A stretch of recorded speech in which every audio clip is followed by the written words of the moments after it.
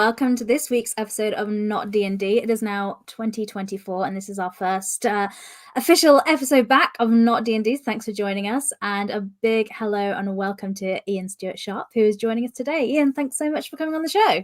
Well, thank you. Delighted to be here and delighted to be kicking off 2024 in what approximates style. Exactly. So as I mentioned before, we are recording, if you're looking in the chat, if you're watching live, we are recording the interview live. So if you have any questions or any thoughts, feelings or opinions about the show or any questions for Ian, pop them in the chat and we can answer them live for you. And as mentioned, we will be talking about When the Wolf Comes this week, which I'm very excited to learn more about. The game is powered by Shadow of the Demon Lord. Obviously, last year we had Robert on to talk about Shadow of the Weird Wizard. So that could be a little bit of context for you there.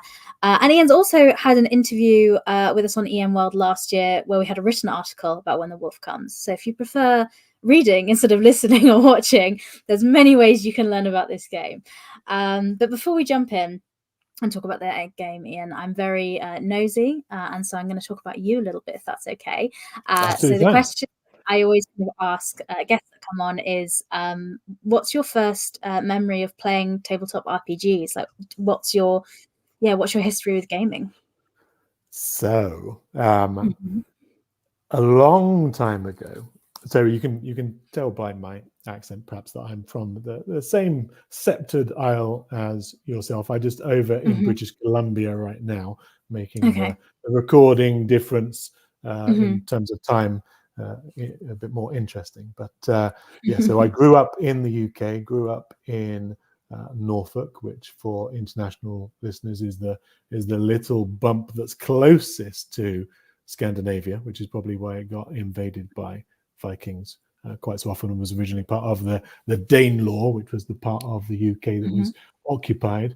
My first brush with RPGs is kind of related to the scene that was emerging in the 80s in the UK. So there was a lot of stuff with White Dwarf, there was a lot of stuff with Games Workshop, those early Warhammer titles. I used to cut out little pieces of cardboard and move them round for wargaming. I used to then buy Space Marines for 40k gaming. But specifically with RPGs, I had the introduction was that boxed set in the UK that was the red box of D&D, basic D&D. Classic. And it had in it a kind of adventure, a pre-built adventure where a group of people wandered in. These typical wander in with exploring the mine, and there were kobolds and rats and carrion crawlers, because that's every kind of starting adventure. I ran that as DM for my well, they were kind of all 12 and 13, whatever year that was in high school. I ran that for a kind of D&D gaming group of which 35 people attended. So I didn't know enough to take that core adventure of 4 kobolds and the carrion crawler and expand it. So I just let all 35 people wander in, completely massacre the kobolds in nanoseconds, and so the whole thing was a bit of a bust. But that was my, still stuck in my memory of just quite how appalled and bored all of the people that I invited to that D&D club were, and how inept my my early DMing was. But that was a good 35 years or so ago. Amazing. So do you like to think you've progressed a little bit with your GM style since then? just a tad.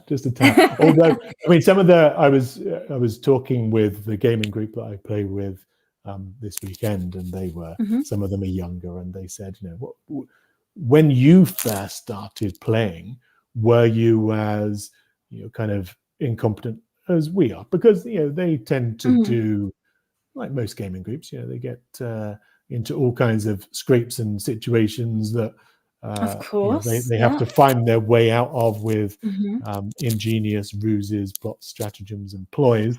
But I said to them, when I was growing up, I remember full well that my gaming group did all kinds of incompetent things as well. There's a good friend of mine, Simon Adcock, who now lives in Australia. And I have very vivid memories of him fireballing a whole town of villagers, Right. a whole kind of parade of villagers, a whole kind of village fete, because he was convinced they were all werewolves and he needed to get in a kind of first strike. So he's more Right. kind of the George Bush school of role playing, where you just get in that first strike with your fireball. Get in there, do the war crimes against civilians. Exactly. And so those were my formative years, and I think it's only gone downhill since. Only gone downhill since. Okay, well, I mean, let's dig into it a little bit, how it's gone downhill. So we're here to talk about when the wolf comes. So to give a little bit of context it says a Vikingverse role-playing game. Could you give us a bit of context of what the Vikingverse is? Sure, be delighted to. So the Vikingverse is a series of alternate history novels and comics where I tell the story of a parallel timeline, as if the world never Christianized, as if the Vikings won all the battles that they were ever engaged in, and so the world unfurls in a very different way, instead of there being a kind of mother church and the kind of rule of Catholicism and the English language becoming prevalent everywhere as the great British Empire spans across the globe, spreading that kind of church and state outlook.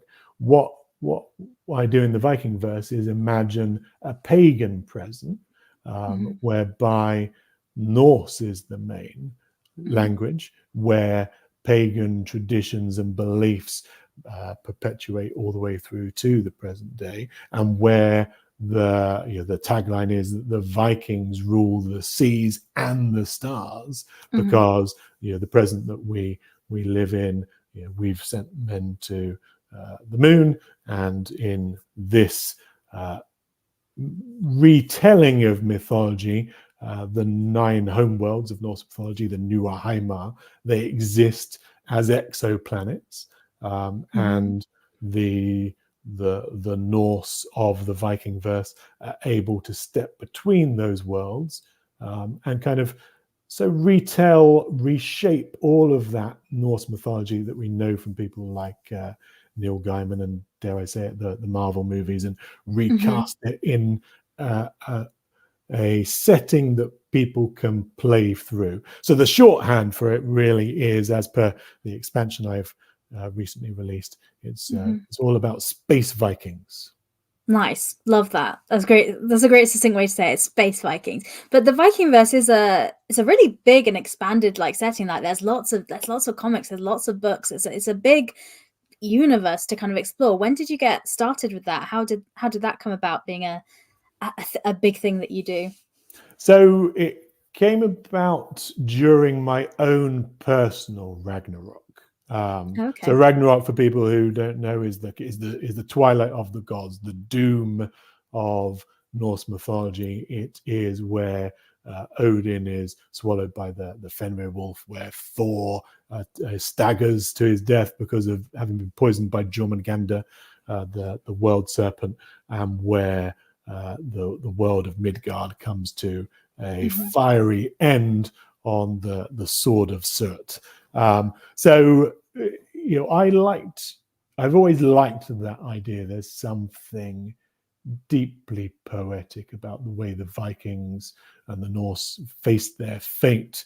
The reason why the RPG, incidentally, is called When the Wolf Comes is there's a phrase in the sagas which basically says, Odin says to his interlocutor, he says, the Einherjar, the people he brings to Valhalla, the fallen warriors that he's summoning for this last titanic fight with the wolf and the Jotnar, the giants of Norse mythology. He says, even with all the people that he's brought to him, even though all of those fallen warriors throughout history, they will seem too few when the wolf comes. and that's the title, right? When the Wolf Comes is, all of these fallen heroes, these mythical warriors will seem too few when they face that final battle.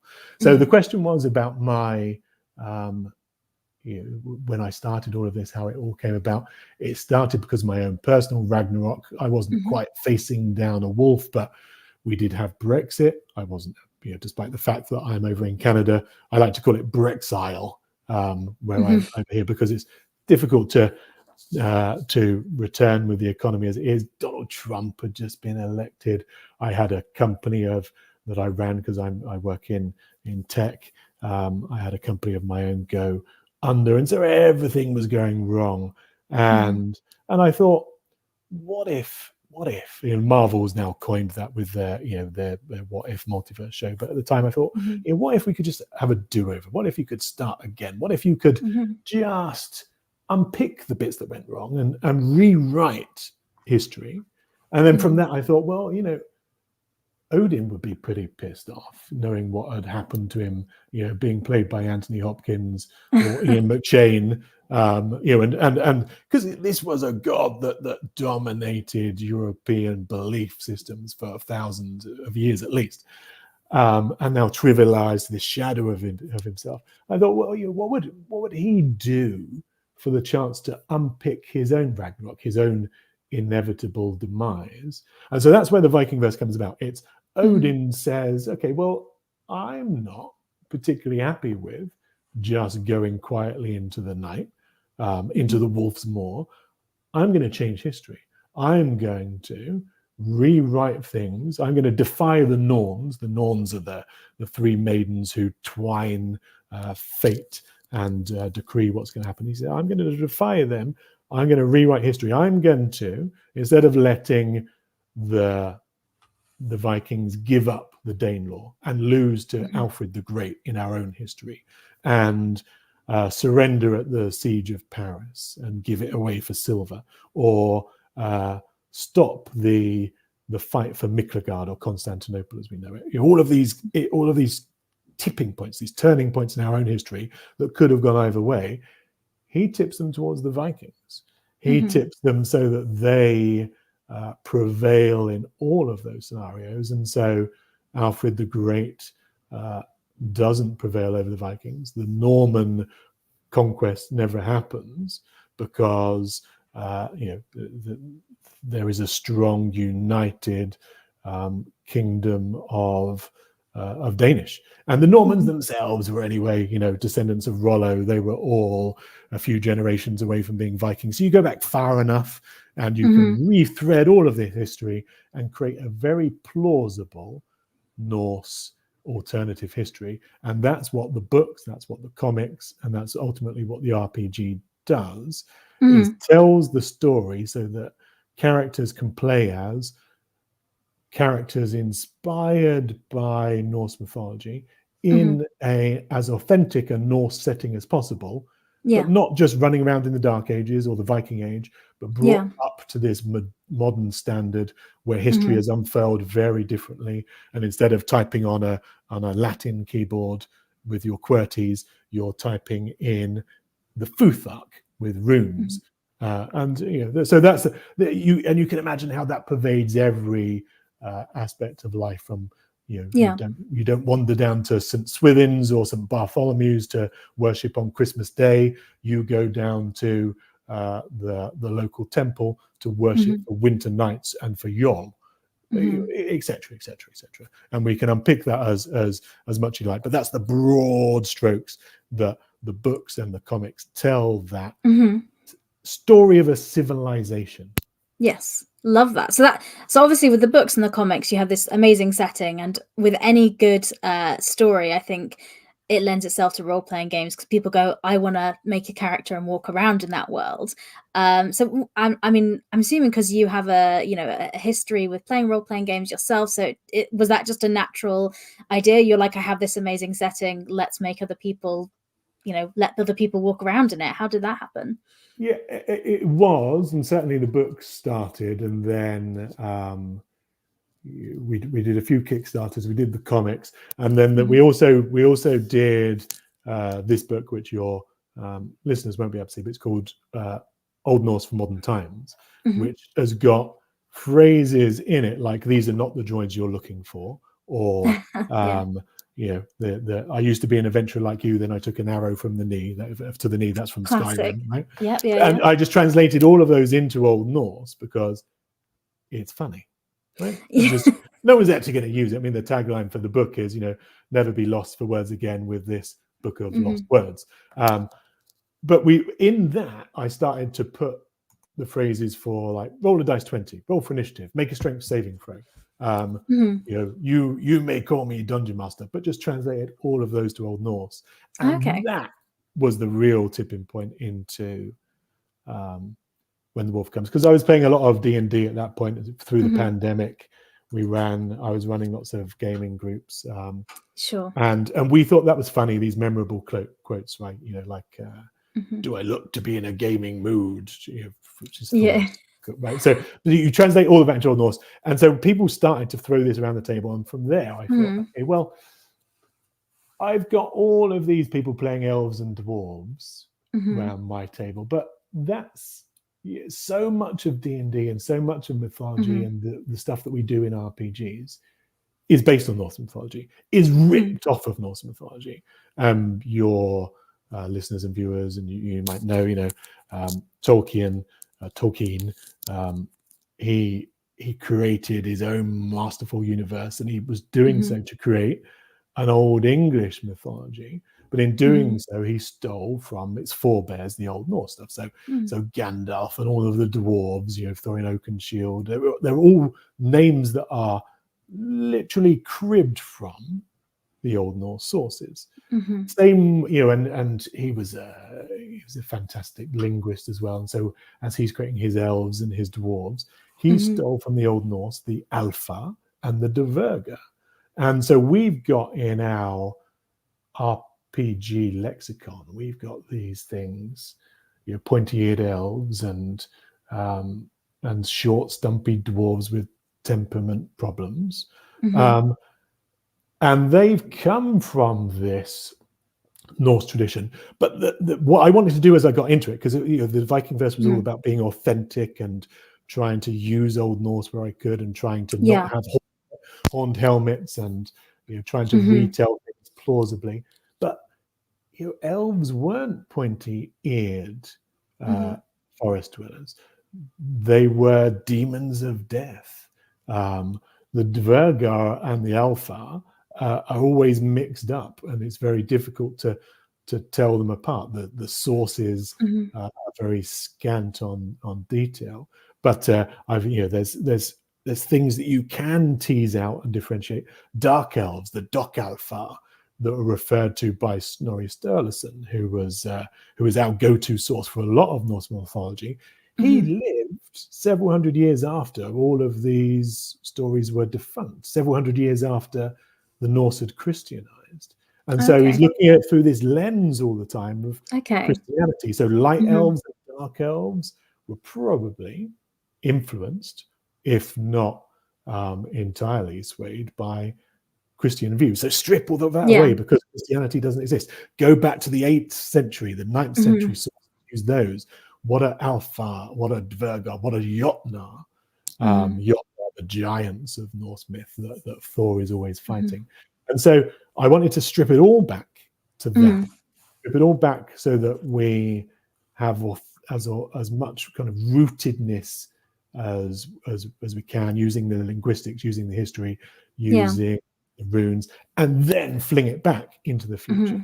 So elves aren't pointy ears. They are still demons of death that are resurrected in the hour of need of Yggdrasil. Yggdrasil, the world's tree, brings these spirits to life, brings them back in, and Dvergar are automatons still born of oil and soil and the bones of worlds, but they're kind of truculent, slightly pissed off versions of Marvin the android, right? There's and so right. But because that's true to their roots, and that's where I've tried to go to with all of the paths, all of the Mhm. origins, all of the sagas that we tell, as adventures. I've tried to make them as plausibly Norse with that sci-fi spin as possible, because I was bored with playing pointy-eared, do-gooding elves with bows. That's fair. Is that well? That kind of leans into my next question. I think it answers it a little bit already. Well, I think because you had this amazing setting, and so you're like, great, let's make an RPG. The most popular tabletop RPG is Dungeons and Dragons, as we know. But you decided to use not D&D to as the system to kind of power this game. You chose Shadow of the Demon Lord. What made you think that system was the correct fit for this style of storytelling? Oh, well, what Rob Schwalb has done with Shadow of the Demon Lord and the rules that he's put together is just so eloquent and so elegant. It just having played an awful lot of D&D and a lot of Warhammer Fantasy roleplay, and experimented with other stuff like Paranoia.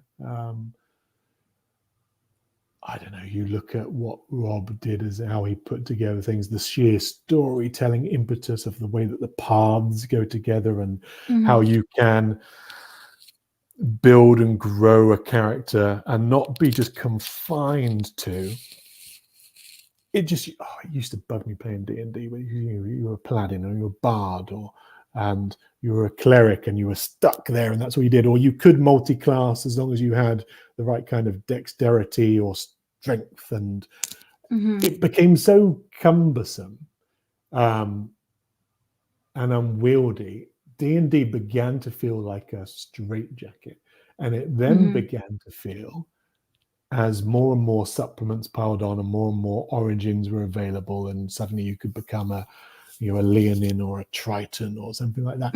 It was whoa, everything but the kitchen sink is being thrown in here. This is so generic as to have lost touch with its rootedness in fantasy. And so I think what Rob's rules do, his mechanics do, is give anyone a really easy on-ramp to play. And I think that then as a framework, they give creators like me a really simple way to pick up a rule set and apply this new skin, this new veneer, this new approach. And it's not so my stuff isn't exactly the same as Shadow of the Demon Lord. There are different rules, there's additional rules, but as a framework and a bedrock, it's just leagues above anything else. D&D, very middle of the road, and I gave up Phil Collins and Genesis a long time ago. Fair enough. So Shadow of the Demon Lords really, like you're saying, leans into the kind of characters that you're having, because these characters, the origins you were kind of talking a bit about, it's not your classic kind of fantasy, because it's looking at it from a completely different lens. One of the things I really want to talk about as well is magic and kind of technology in the game, because something really interesting you've done here, because obviously Norse mythology we always think of in historical old kind of magic sort of sense when we kind of picture it, but because you've set it in an alternate timeline where it's futuristic and there's things happening, there's a really nice blend. And I think you wrote somewhere that magic, spirits and technology are virtually indistinguishable. Could you talk a little bit about that and how that works in the game? Yeah, so one of the things with the Norse and pagan beliefs in general, and it applies to a lot of kind of animist cultures, is that they have a lot of ancestor worship. They believe in land spirits. They believe that everything has a consciousness, right?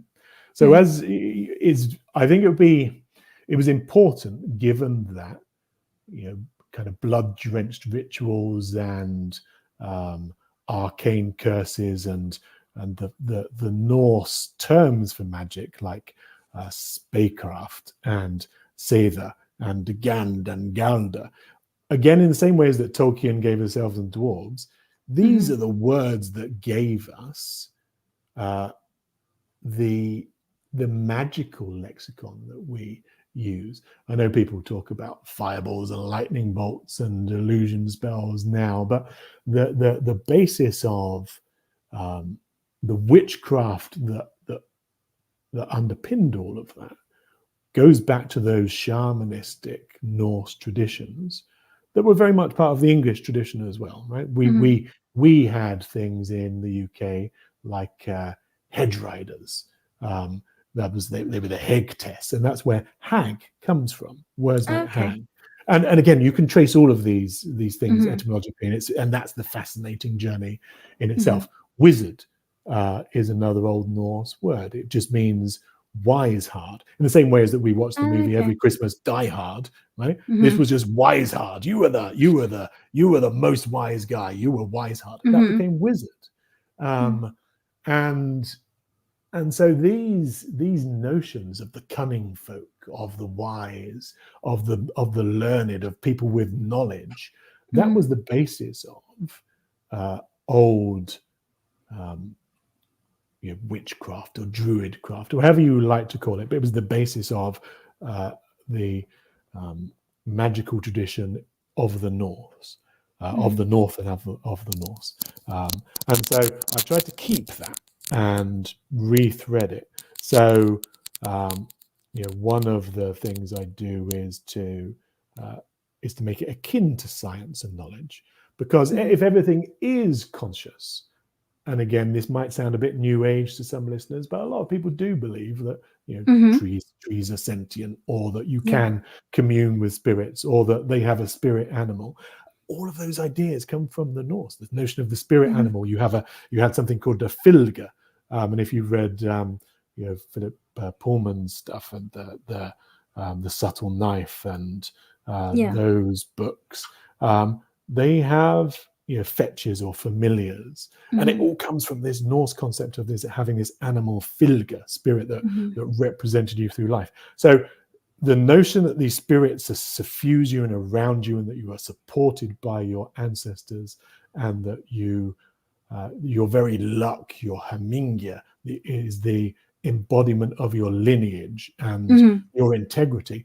I want to put all of that in there. And so the magical system is the things that we commonly associate with the Norse. It is runes. It is the Völva with her staff, the Wandwed, who was one of the great seers or seeresses of Norse culture. All of that permeates through, but it's all given that Norse spin and that futuristic spin as well. So people aren't weaving magic or dealing with the colors of chaos or whatever, as you see in other systems. Again, we try to tie it directly to this idea of communicating with the spirits. You do so sometimes through old techniques, ancient techniques, and you do so sometimes with technology. And if I can find it quickly, I'll just skip to one of the phrases that I use to kind of most here it is. So one of the things is I like to translate or retrofit Norse names, English names, into their Old Norse. So William Shakespeare, for example, becomes Wilhelm Shakagir, right? That's what his name would be if he was Norse. Charles Darwin would be Carl Devan. Old Norse and English are so close, you can recognize a lot of the transitions. And so Arthur C. Clarke in Old Norse becomes Arnthor C. Klaka. That's just what his name would be if you turned it into Old Norse. And so one of the jokes I make is that the third law of Arnthor C. Klaka is that any sufficiently advanced Galda is indistinguishable from technology. Just turning that old phrase round, because that's really the ethos here, is that technology and magic and knowledge, all kind of the same thing. It's how you present it. Magicians are often about the presentation, and so I've tried to make it again authentic. I use Old Norse names throughout, so that it kind of the book acts as a language course as well, of sorts. And yeah, magic is important, but technology is important as well. Okay, great. And people that are used to playing or have played Shadow of the Demon Lord before and know the system, what sort of different kind of characters and origins are they going to be playing in when the wolf comes? So we start off with the common or garden manfolk, right? Because every that's the kind of starting point, the baseline for everything. And then there are the Eddaic races. The Eddaic races are drawn from the Eddas, the classic sagas that we anyone who's touched Norse mythology will know. And they are the Alpha, the Dvergar, the Jotnar, so the in today's vernacular, the elves, the dwarves, the giants. But then I've always liked this notion of the half races, right? Because you've always got these half elves. But what Yeah. is a half elf when it's bred not with a man, but an elf dwarf hybrid, for example? And looking at those main four groupings and how they interplay gave me a kind of Venn diagram of how I could create other races from Norse mythology. So you have the sons of Ivaldi, you have the Jarnvidja. The Jarnvidja are the Ironwoodites, the children of the Ironwood, and they're effectively sentient animals brought to life by technology. The sons of Ivaldi are, in mythology, are the people who create Odin's spear Gungnir, who give Sif her long golden hair, and they're kind of these Smith-like figures, and I've recast them as kind of cyborg warrior smiths, and so they're in there. There's the Wains. The Wains are a race that have been deseeded and persecuted, but they are the tree touch. They are people who've traveled with Yggdrasil, and so they're half human, half plant. And so there's plenty of there's 10 origins there altogether.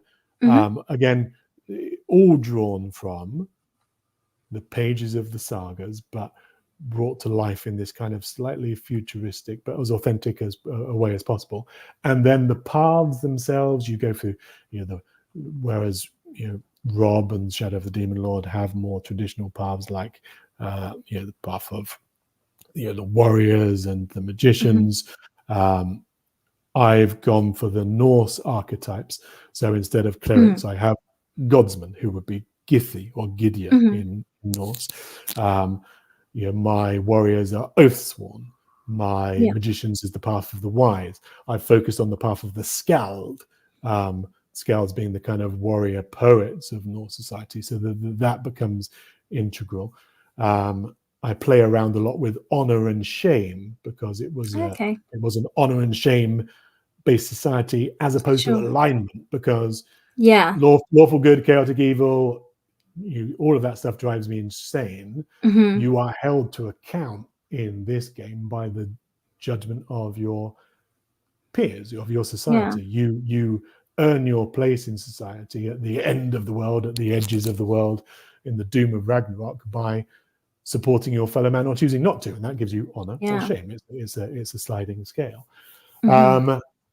And so that really encourages you to either struggle hard like the Norse did in the face of their inevitable fate, knowing that today is a good day to die, or to turn your back on all of that and throw caution to the wind, earn shame, and become an outlaw and live your life on the margins of society, persecuted with a veritable death sentence laid down against you. So it has to be black and white, because this is the end of the world. There's no nuances here. You're either helping keep people alive or trying to keep yourself alive, and the rest of the world, the NPCs that you come across, will treat you accordingly. Well, that leads really nicely into my next question of like the stories that we're telling. So got an idea of the kind of characters we're playing, and the world, the magic, the technologies, and how that all blends, like you say. But In the book, and one thing I do want to point out as well, we mentioned it's powered by Shadow of the Demon Lord, but this is a standalone book. So if people haven't played Shadow of the Demon Lord, they can just pick up When the Wolf Comes and play with this. Is that right? They can. It's got everything in it. I mean, we kickstarted it a little while ago now. It was August of 22 when we kickstarted it, and I changed publishers last year to Rob to work directly with Rob Schwalb and Schwalb Publishing. So he not so much inherited it, but took it under his umbrella, and so it does have all of his rules. It does have a lot of his input and his gaming guru's input. It is standalone, but it's also a fairly gigantic 400 pages. I think Rob's original books were like 260 something pages, and I just kept going and got carried away. Partly because I wanted to have an adventure in there and a campaign setting in the rule book that would ease people in, because this isn't traditional elves, goblins, sword and sorcery, because it's kind of in people's minds but not fully. I wanted to just give them that lens properly, and an adventure is a great on-ramp to do that. Absolutely. So yeah, my question I was going to lead into before that tangent of just assuring people that this can be more as it is. So the ready-made adventure that's in the book, obviously you have all the setting information that people can create their own stories and things with all the lore that you've provided. But can you tell us a bit about the kind of ready-made adventure that's already in the book for you? Yeah, so it's a starter adventure for level 0 characters to get everyone on board. It's called Nobody Dies in Help Makar, which is a bit of a misnomer, because if it all goes horribly wrong, then everyone can die. And, I was about to say, yeah. but it's I wanted, again, I just like to play with kind of real world settings and real world names, and just shift them into that alternate Norse universe. So the starting point for this adventure was I wanted to do something typically Norse to get people on board. And people who've seen the Norseman comedy series on Netflix, and if you haven't, it's worth a watch. But it starts off with something called the Ættestupa, which is they throw their old people, and by old I mean anyone over 40. They have to jump off a great big cliff to their death because they're no use to society. So I like that. Okay. Just interesting way to weed out people, and whether it's whether it's actually something that happened is up for debate. But it's just an interesting idea. Now I matched that with some of the classic things that happen in the Norse sagas. I wanted there to be a lore thing. I wanted the law speaker to stand up and there to be a big legal contest, which is not something that really happens in that many role-playing games. Because that's it might be kind of hard to role play. It's certainly not your kind of sword and sorcery staple, but it is a Norse staple, and I think it's interesting to have repercussions for events. So I just set up this whole scene where someone is forced to go and jump to their death. He doesn't want to go. Chaos ensues, and it ends up with, in a number of different ways. You can go to the deal with it in a kind of law tribunal way and argue your case in front of the judges, or you can deal with it in the traditional Norse sense of Hormgang. And Hormgang is just a duel to the death. You have to defend your honor. If you draw first blood, then you're away scot-free. So I just wanted to throw in all of these kind of traditional Norse concepts, these archetypes, to get that feeling across that this is a society which very much believed in the law. We talk nowadays about Vikings raping and pillaging and taking monks and seizing the other people's ships and silver, but they were actually a group of very articulate poets who created a rigorous law system, which is arguably the basis of the jury system we use today. The very word law that we have is an Old Norse word. And so, again, this word, they used to say, we will, our lands will rise by the law, or die if it fails. They used to say, "We have no king but for the law," and so it's important when you're thinking, "Oh, these Vikings are going to go raping and pillaging." Nope, there's a law that is underpinning all of this. It's very rigid, and if you break it or you act dishonorably, there will be repercussions. You can't easily be a murder hobo in this game because you will get you will have the world turn against you. And so the Nobody Dies in Hapmakar is all about creating the right kind of setting. It's set in the grim north, in a kind of parallel Svalbard, which is north of Norway. It starts, it's the first step in this epic campaign called the Thought and Memory Saga. Thought and Memory, Hugin and Munin were Odin's ravens, and this tells the story ultimately of what happens when unwisely people steal Odin's ravens. They strip them from him and use them for their own nefarious purposes. And Nobody Dies in Hapmakar is just the very first step in an 11 adventure campaign that tells that story. Amazing. So, like, to get GMs, if you're thinking of running this game and running this setting, you have this starter adventure in the book to kind of, get the tone and the setting right, like you say. But do you have any other advice for people looking to run this game to make sure that they introduce the setting and frame it right for their players? Like, some people would hear Vikings and be like, yeah, murder hobo time, but that's not the right sort of thing. Do you have any guidance so that, people running the game can introduce it and make sure that everyone's understanding what kind of stories we're going to be telling? Well, I mean, the crucial thing to recognize is this is my vision, and how I play the games and how I write things might be different from how other people want to run them. If you want to be a band of berserks who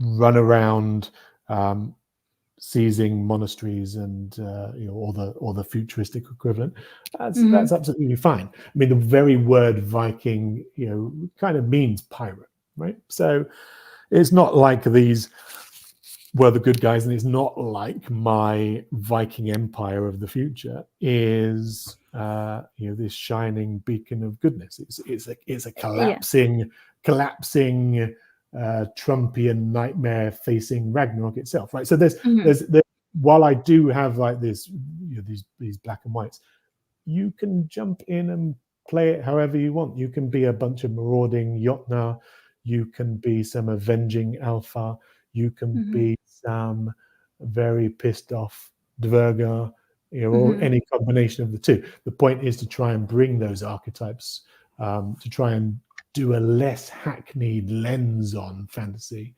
And if you don't like that and you want to bring a goblin over from your Shadow of the Demon Lord game and have him run around with a horned helmet, you go ahead and do that. It's designed to be to be fun. The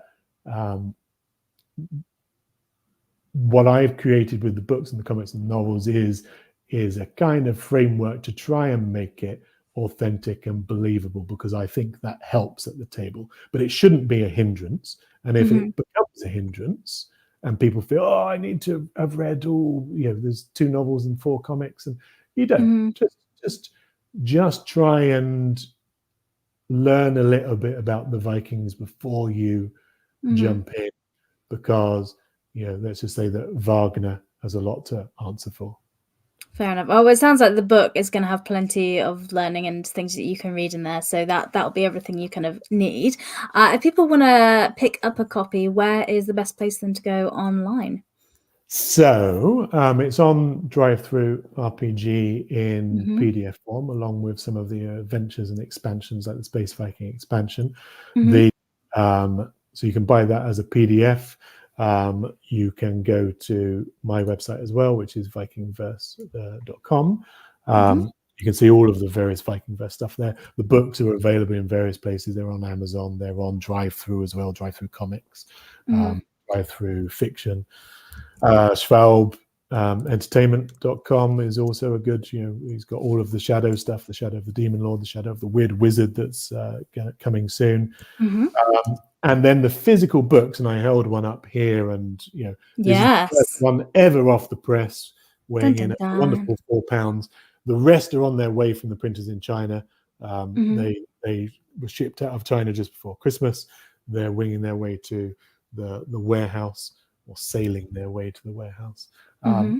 They will be available probably in the March timeframe if you want to get your hands on 400 pages of demonic Viking goodness. Why would you not? Why would you not? And my next question is, and links are in the show notes, those listening to the podcast. And if you're watching, they're also, I just often just put those links in the chat. The future of the range, there's more available, more on the way, I understand as well. Like Space Vikings, for example. Sure. So Space Vikings. So the Space Vikings as an expansion was something that couldn't, because the book was already 400 pages long. Yeah. But I wanted to, again, if you've got these quintessential images in your mind of what Vikings do, well, they went raiding and they sailed everywhere. And I have this notion in the lore, in the background to all of this. Yggdrasil isn't just the world's tree, the central pillar of belief. Mm-hmm.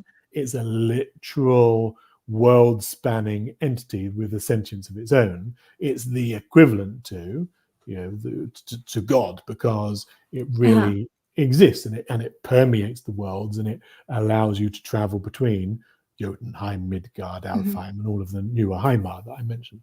So the ships of the Viking pagan present, which is analogous to ours, are perhaps a bit more advanced because Odin has accelerated the timeline. He gave gunpowder to the Vikings during the initial siege of Kiev by the Mongol hordes back in 1284. So he's tinkered with the timelines, he's accelerated things. So by the time you get to the present, those great shipbuilding traditions and innovations of the Norse have led to these star-faring vessels, but also the distances between stars are unimaginable. They are solar sailing ships. They're still powered by sails, not by rockets. If you believe in a sentient world's tree, the lore basically says that it's a bit heretical to be using coal and oil to power rockets. So they shy away from that. It's quite a green society in those senses. So these great they do have these solar sails, but they have this ability to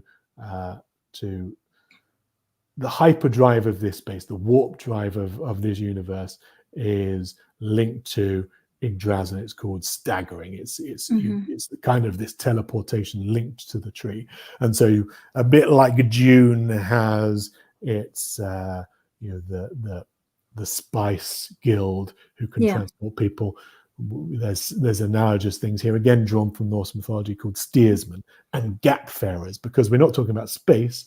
The Norse called it the yawning void, the primal abyss. It's Gununga Gap, and so that's on screen. You've got their adventures in the Gununga Gap, and that might be a bit of a handful, so we truncated it to Spice Vikings. But I also like the gag as a one-time user of the London Underground.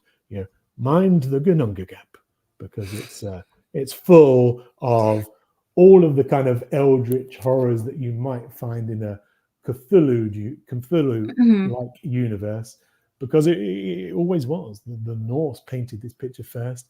The yawning gap was where all of the horrible things came from. Well, what a place to adventure in for Space Vikings. It sounds great. Ian, we're coming up to the end of our time. I feel like we could talk about this for literally hours, but I've already taken That's close to an hour mainly of because your I time. talk lots and lots, but Which is thanks for your perfect, time. which is why you're the perfect guest to come on a podcast and talk, because that's what I need you to do. So it's ideal. Is there anything else, just to wrap up, anything else you want to kind of like summarize or make sure people understand about the game before we go? No, I think it's interesting having been a creator, started as an author and backed into this. It gives you a lot of control, and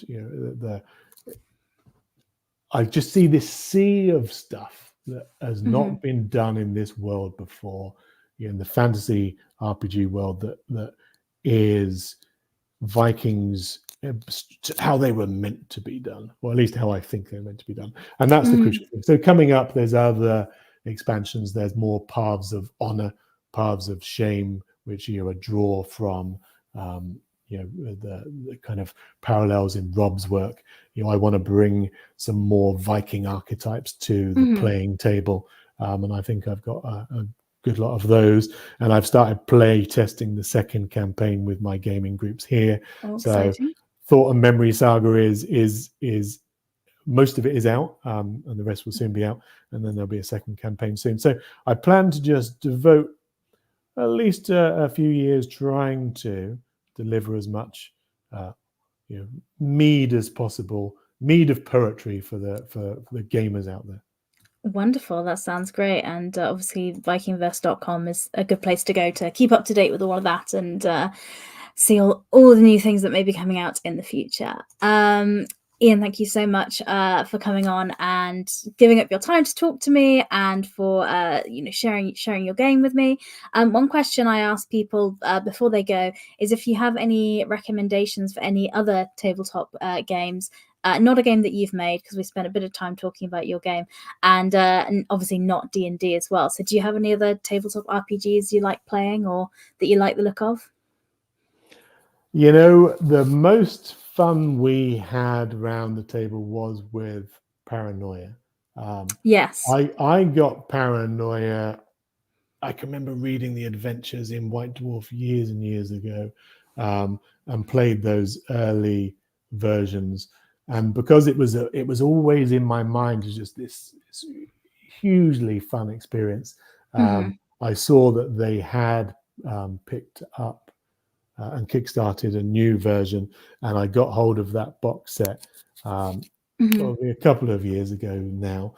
And it was just it was a shame with that one that there wasn't more material produced, because I think that there's a lot of fun to be had. And then ironically, being a fan of Douglas Adams, being a fan of that the kind of Paranoia secret societies and all of that stuff, I did try and fold in little bits of that into When the Wolf Comes. So some of the crazy cybernetic stuff is and whenever I put in a Dverg, a dwarf, it becomes instinctively humorous, and so some of that Paranoia humor does come into the game. But I do love Paranoia, and I was a big fan of the Expanse game as well, based upon the I haven't tried the Expanse game.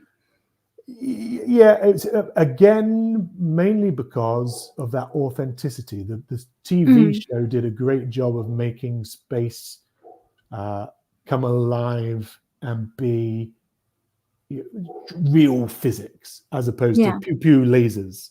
And I love that. I love the rawness of trying to make it as real and as anchored in reality as possible. And so the Expanse is a good one.